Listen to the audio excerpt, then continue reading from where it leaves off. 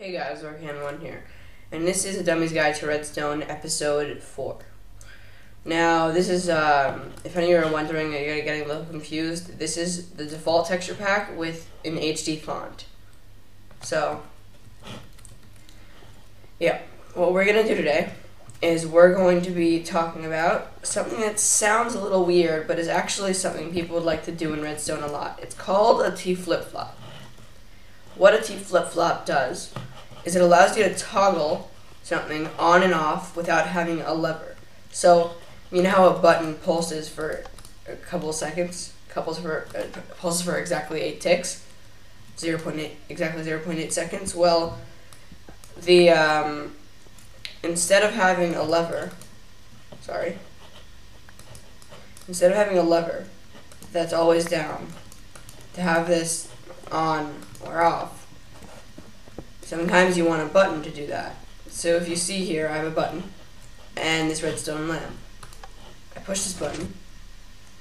You guys hear that piston? Okay, I'm gonna turn my sound all the way up.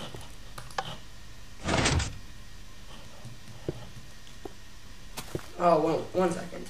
Maybe you heard the piston, I just didn't.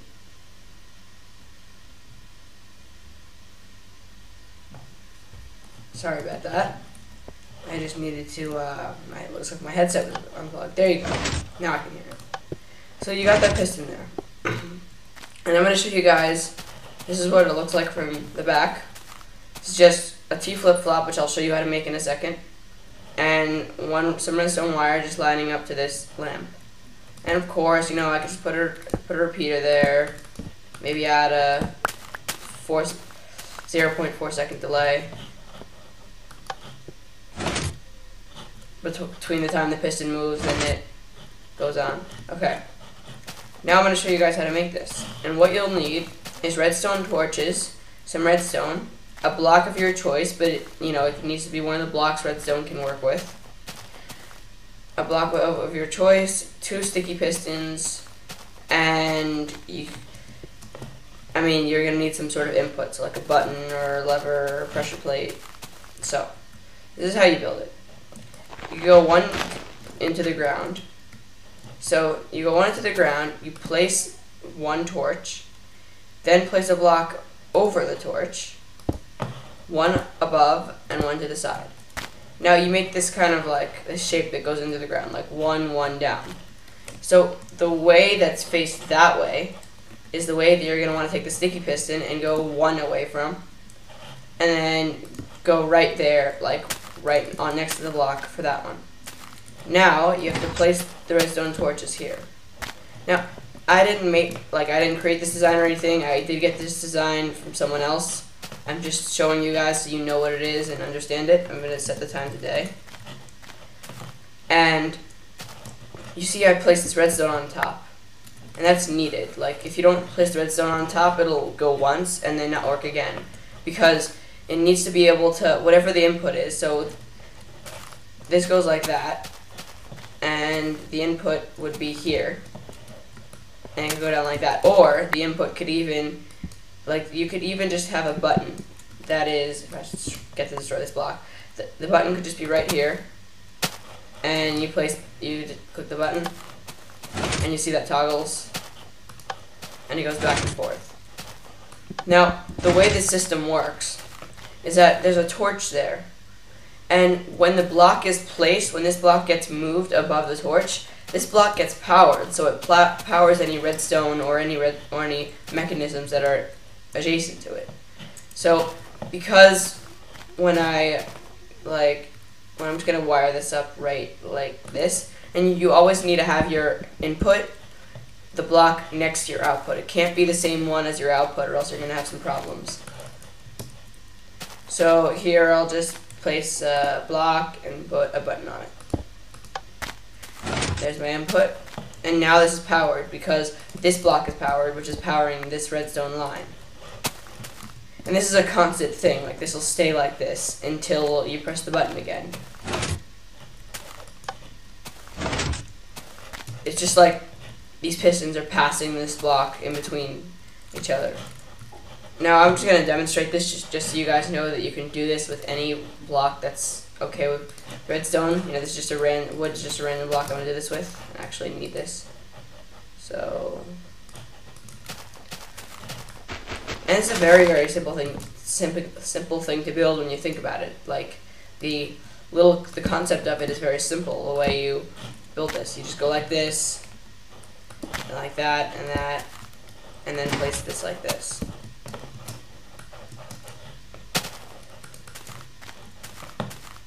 And get your input.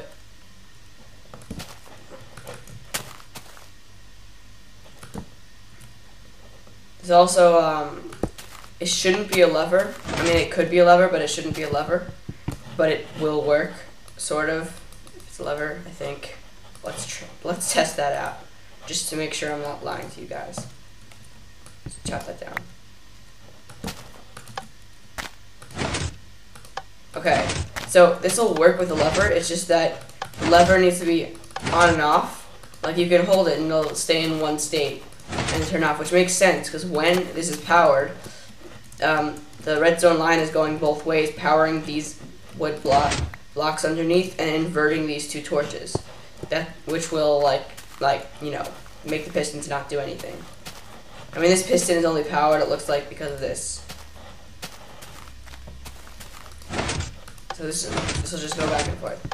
So that's the way that works. This can work. I hate Minecraft. Not really. It just bothers me sometimes. I'm gonna take this. You know, you can go on it for a second. It'll toggle it. Now, what actually I'm not done yet, surprisingly, is I haven't shown you guys it with a mechanism at the end. So I'm gonna put an iron door there. Place a wood block. Let me just turn this off for a second because I feel like it. There you go. I'm on it for a second. Doors open. Now, many adventure maps have to do something like this. They could do this. There are many variations of a T flip-flop. There are some other things you can do that will keep, you know, that'll toggle it like that. But adventure maps have to do this because they have to keep the doors open, so if a player dies or something, they can come back. So usually they have, if you remember from the last tutorial or two tutorials ago, I think it was the last tutorial, yeah, about AND gates. That to have what you need to do with an AND gate is like this. Although I probably want to do it the other way because for the purposes of this tutorial. And then you need to have, let's say in an adventure map you have one lever that's all the way over here. Get my lever. One lever that's all the way over here. And one lever that's over here. That both need to be toggled for that door to open. So let's just toggle this one more time. That just open, yeah. Oh, it doesn't work. God damn it.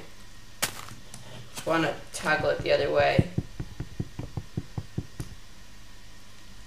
I know, if I go on a pressure plate, I think, and then destroy it. This is not working for me. It's just not working at all. Okay. Toggle that. Now we take this. Okay.